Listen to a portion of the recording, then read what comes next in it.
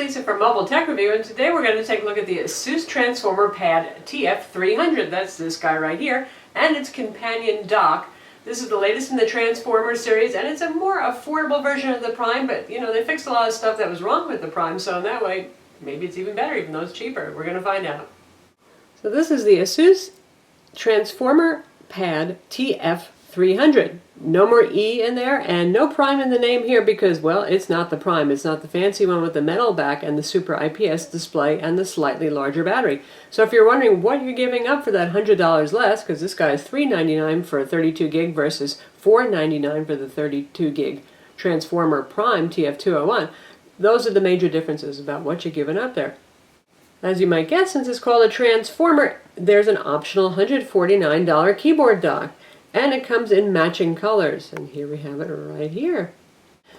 Now this is the blue Transformer and dock, and it's going to be available in red and in white in June, Asus says, but right now blue is all that you get. But it's a nice blue. It's a kind of a blackish blue. It's not in-your-face bright blue or anything like that. It's certainly not Nokia Lumia Cyan.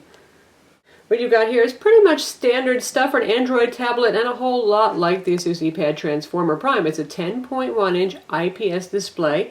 It's capable of a maximum of 350 nits of brightness, which is pretty darn bright for a tablet. That's good. It doesn't do IPS Plus, which is that 600 nits of brightness the Prime can do for those of you who need to use the tablet outdoors and really see things clearly. But for indoor use, this is quite bright.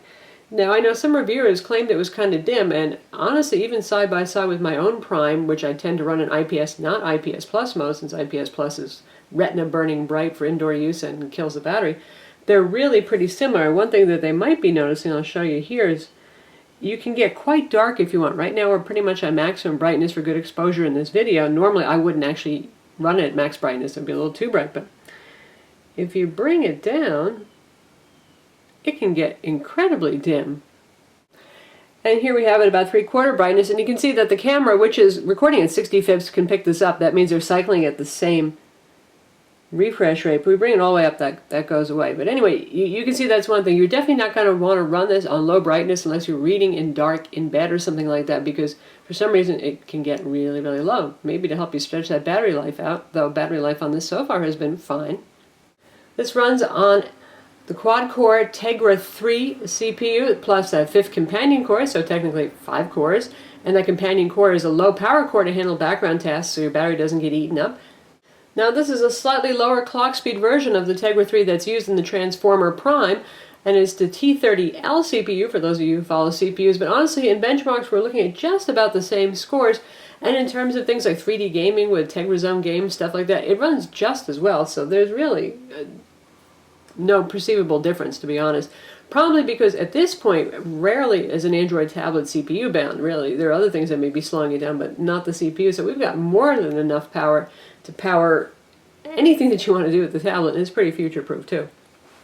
We have a gig of DDR3 RAM. Interestingly, in benchmarks, like in Quadrant, we didn't see any improvement in memory scores, however.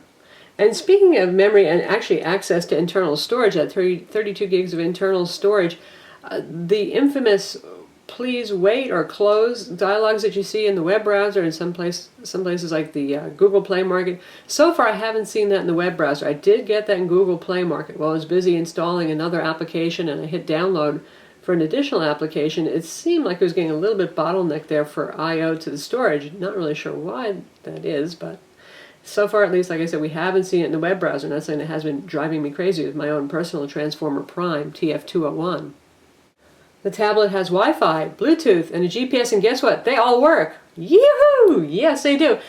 And just to prove to you that the GPS works, we are indoors, obviously, but we're fairly close to a window, but we're still indoors, and we have turned Wi-Fi off. Let's take a look here. Wi-Fi, see, not even turned on. Though this won't help with something like GPS status and GPS toolbox applications anyway, even if you had Wi-Fi on.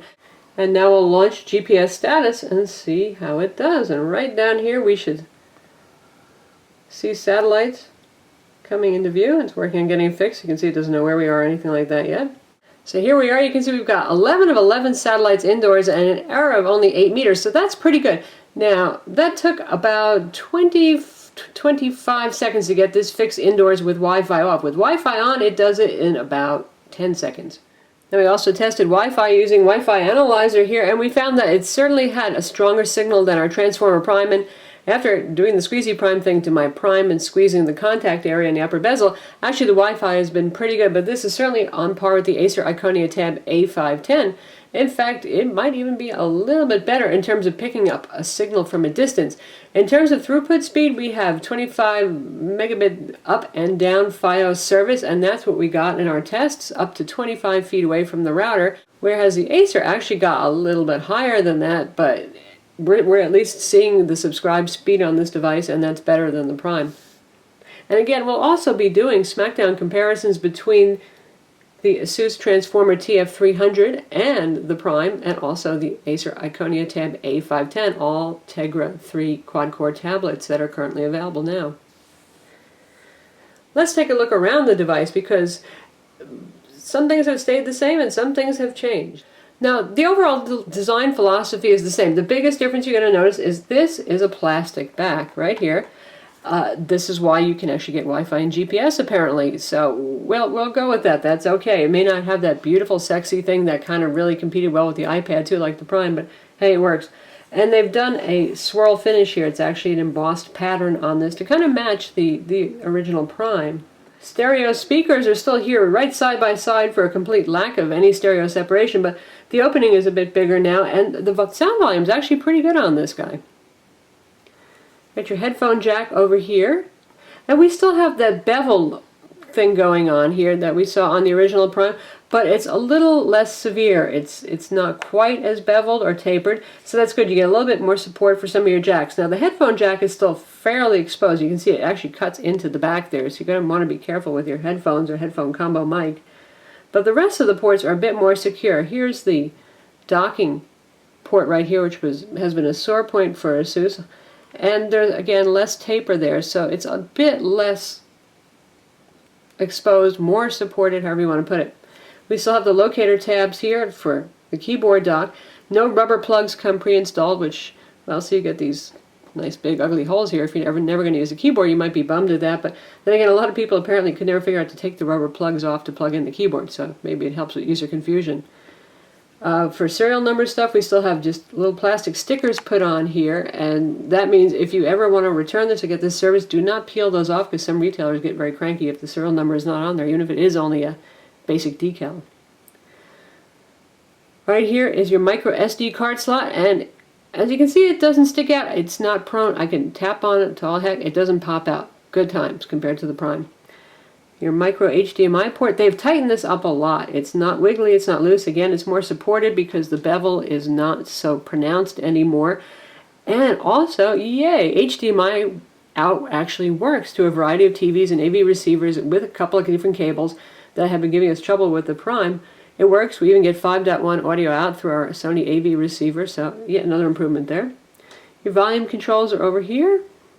And this is your power button, which is still kind of teeny, but it's actually easier to operate versus the original Prime. You have your 8 megapixel camera on the back here. There is no flash, and there's a 1.2 megapixel camera up front. Image quality is about like the Prime, which is to say, not bad. You know, honestly, very few tablets take really compelling shots, and I've never been that excited by the photos that the Prime takes, or this, but certainly is better than nothing. I can shoot 1080p video.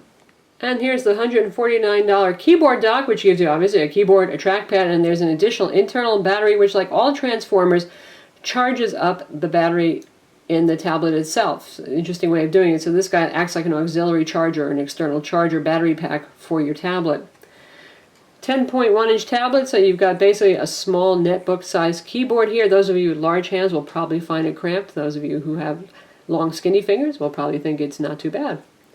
You got a trackpad here that actually works really well. It's better than some Windows notebooks I've used, and a big old chromy clicky click pad here now. No more buttonless trackpad design like we saw on the Prime dock. This is where you stick the tablet in, and you can see the two locator tabs in here, and that's your dock connector in there. And this is the latch that releases it. When you stick the tablet in, it makes a nice reassuring click that makes it think it's really locked in there, but Asus still warns you, don't pick the thing up by the tablet itself. And they're right, because actually I just moved this. I had them both together as a sandwich on a table, and guess what? The tablet came kind of loose, and that caused it to reboot, so watch out for that. Back is plastic that shows fingerprints, as you can see here. Smooth finish, nothing too exciting going on there. Little rubber feet to stop it from sliding around on the table. And this hinge here is very stiff, just like on the Prime keyboard dock. And speaking of the Prime keyboard dock, these guys are not interchangeable according to Asus. Now, we did try stuffing our TF300 transformer pad into our Prime's dock, and it's a really tight fit because the TF300 is thicker, so I wouldn't want to risk cracking that display, especially because it's not Gorilla Glass. The Prime gets Gorilla Glass, the TF300 does not. And now let's insert them in together, and there's a little arrow on the tablet and a little arrow on the keyboard dock to help you figure out exactly where you're supposed to be positioning it. Just get it lined up like so, and then push down until it clicks. And it plays a little nice elevator sound there, the same sound it does when it's charging. That's because it's immediately going to start charging off the battery that's in this keyboard dock right here. And now you also get battery status for both the dock and the tablet right here, so you don't need a special widget or anything like that to see the battery status of both of those. And it looks pretty nice when it's closed, just like the Prime did too.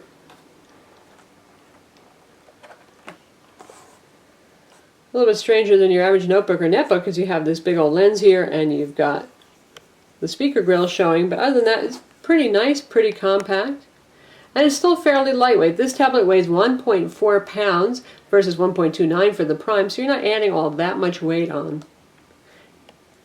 And again, it is just ever so slightly thicker, but as Android tablets go, this guy is still pretty slim and pretty light. The dock also gets you an SD card slot here. It comes with a dummy in here, and that's a full-size SD card slot, as you can see from the full-size blank that's in there. That's pretty much been standard for transformers all along.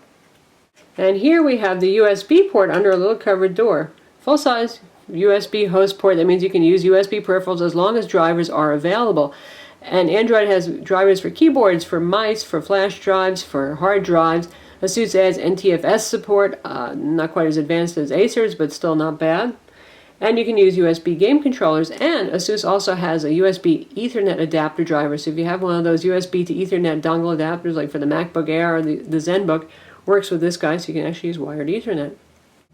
And on this side over here, this is where you would plug in your tablet's charger to charge the dock. By the way, if you don't want to buy the keyboard dock just to get that USB host feature, there is this little not so easy to find adapter that Asus makes. It's 19 bucks, plugs into the dock connector, and right here you get a full-size USB port, so there's yet another way to use USB peripherals with this without having to buy the dock. And here we have the TF300 here on this side, and we've got the Transformer Prime TF201 in this hand, so you can see them side by side, pretty much identical. And if we look at them sideways, you can see it's really even hard to tell that the TF300 is a little bit thicker, but it is. And the big difference is going to be in the backs. You have genuine swirled plastic and genuine swirled metal on the Prime. And then there's that little bit of weight difference. Tablet runs Android OS 4.03 Ice Cream Sandwich. That's the latest and greatest version of the operating system. And this is a retail purchase version. The first thing that happened after we opened up and powered it on and connected it to Wi-Fi is it gave itself a little firmware update. I guess there's already some bug fixes going on there. In terms of UI, this is pretty much like you've seen in every Asus Transformer model. They have a couple of value-added applications, some which I really like. Other than that, they really don't change the UI of the operating system at all, which seems to be what Google wants when it comes to Ice Cream Sandwich. It's quick, it's responsive.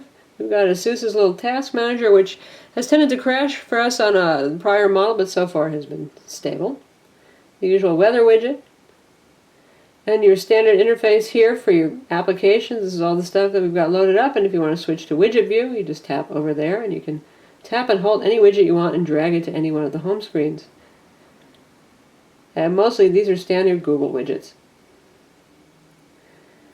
In terms of applications, we don't get the demo 3D games that we got on the Prime, but other than that, you get pretty much all the same applications. You get Polaris Office, I'll show you that, and that can not just view, it can also edit and create documents for MS Office compatible files. Kind of a basic interface it starts out with here. Exciting file listing. So we can do a new file, or we can open up an existing file. We've got Supernote, which is a pretty neat application that Asus developed. And you can see here, you can do notes with drawing with your finger or with the capacitive stylus, and you can also type on the screen as well. So it's kind of a rich note-taking application that's pretty neat. And you can embed photos and stuff like that into it as well. And you've got the usual Asus MyCloud, MyNet stuff. Their Ebook Reader, which is, it's okay, but well, it's there. And Press Reader. And you can see that we still have SplashTop. They've changed the remote here for SplashTop. That's a remote desktop access stuff that works with PC and Macs, but indeed is still here. And it has DLNA support too through Asus applications. Beyond that, you've got all the standard Google applications, YouTube, Gmail, email, all that good stuff, the Android web browser. And we're loading up our own website now to see a YouTube embedded video with Adobe Flash Player, and this is of the Acer Iconia A510 tablet.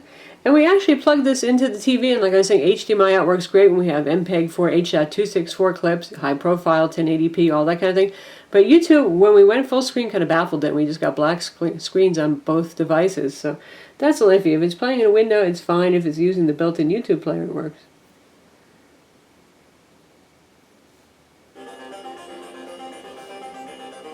This is Lisa from Mobile Tech Review, and today we're going to look at the Acer Iconia Tab A510. Yet another long-name tablet, but this one's actually pretty cool. It's fairly reasonably priced, as you expect from Acer. It's $449 for the 32GB quad-core CPU, or technically 5-core CPU, because it has a companion core in it.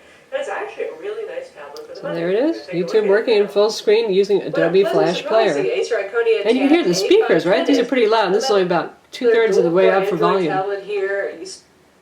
And now we'll check out some movie trailers, again 1080p stuff.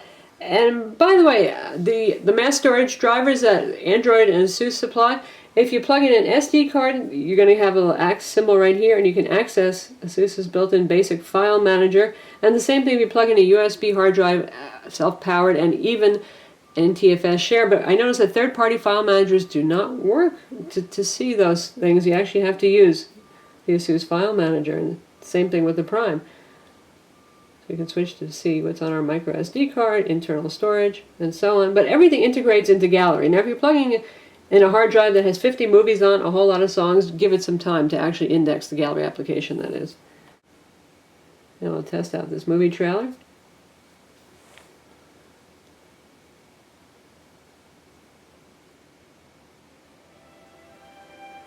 My dear Frodo, you asked me once if I had told you everything. And for some reason we can see that 60-cycle refresh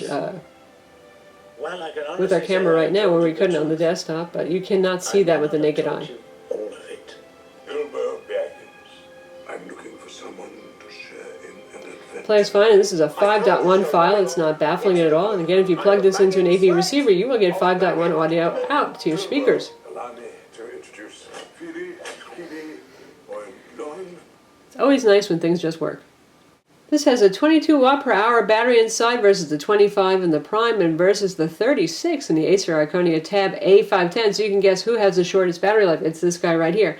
But it's not that short either. Things are not that bad. We're still running our battery tests on this, but it looks like you should get about 7.5 hours of use with this, with a mix of tasks with Wi-Fi on, web browsing, some video clip playback, checking your email, that kind of thing.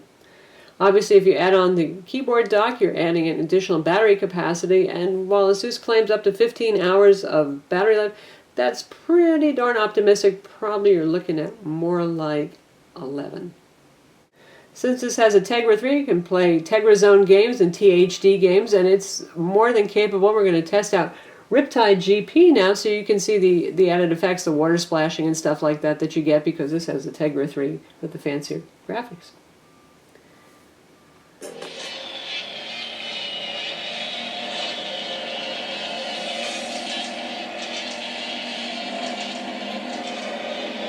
Plays just fine, nice water detail. Accelerometer obviously works just fine. It's a very sensitive accelerometer.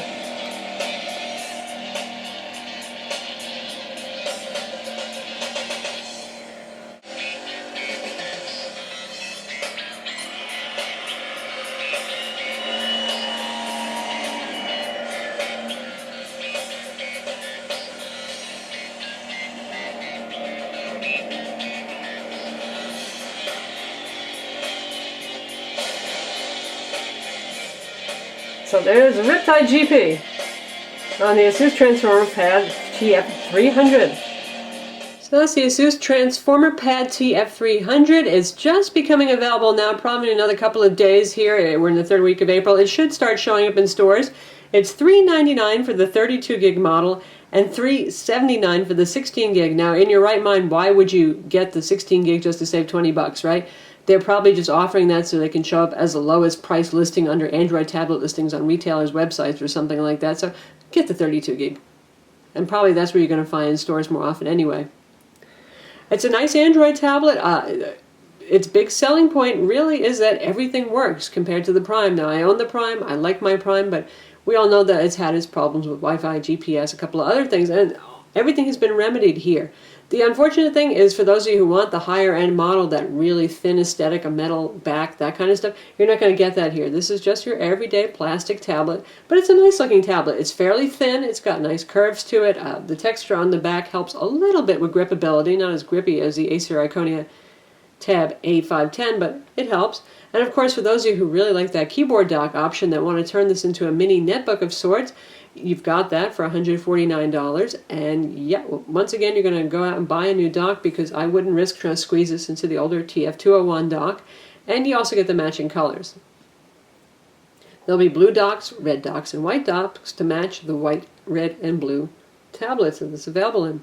We've got all the standard features you'd want in your more power user-oriented tablet. Besides that Tegra 3 quad-core CPU with GeForce graphics, you've got USB host feature, you've got a micro SD card slot, and micro HDMI out.